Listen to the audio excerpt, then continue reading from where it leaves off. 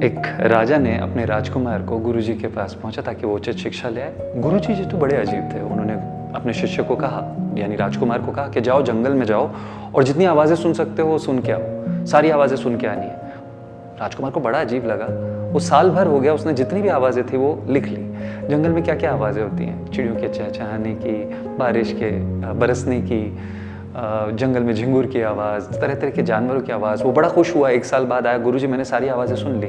गुरुजी ने कहा नहीं, तुमने सारी आवाज़ें नहीं सुनी, ये आवाज़ें नहीं, कुछ और आवाज़ तुम्हें सुननी है। गुरुजी ने वापस भेज दिया। राजकुमार को बड़ा अजीब सा लगा और उससे साथ साथ अपने पिताजी पे भी गुस्सा है कि किस गुरुजी के पास भेज दिया, जो कुछ पढ़ा नहीं रहा, मुझे बार बार जंगल में आवाज़ें सुनने के लिए भेज रहा है। बहरहाल वो बैठा रहा, उसको वही आवाज़ें सुनाई दे रही थी, जहाँ कभी बारिश के बरसने की, झिंगुर के बोलने की, चिड़ियों के चहचहाने की।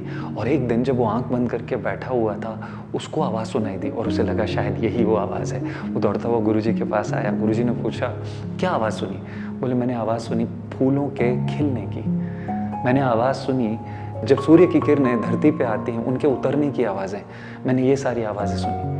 तो बाकी लोग हैरान हो गए कि इनकी तो कोई आवाज़ ही नहीं होती। लेकिन गुरुजी बड़े प्रसन्न हुए।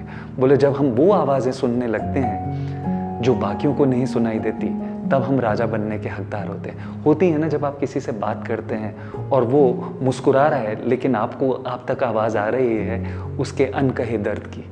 आप जब वो आवाज़ें सुनने लगते हैं कि सामने वाला आपसे कुछ कहना चाह रहा है पर कह नहीं पा रहा, वो आवाज़ें जो मुंह से नहीं निकलती, जो दिल से दिल तक की राह रखती हैं, जब आदमी वो समझने लगता है, वो एक राजा, एक लीडर बन जाता है।